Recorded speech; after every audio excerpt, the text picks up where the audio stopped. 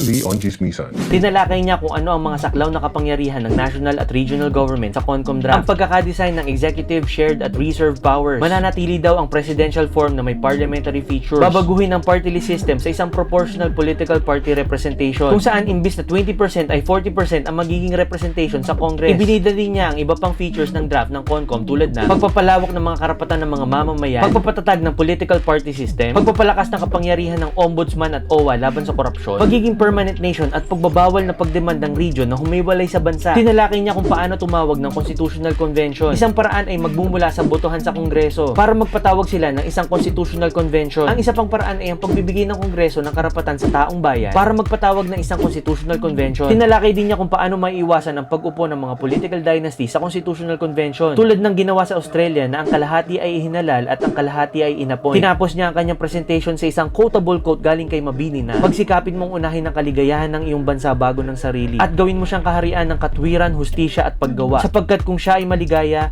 ikaw, 10 ng iyong pamilya ay magiging maligaya.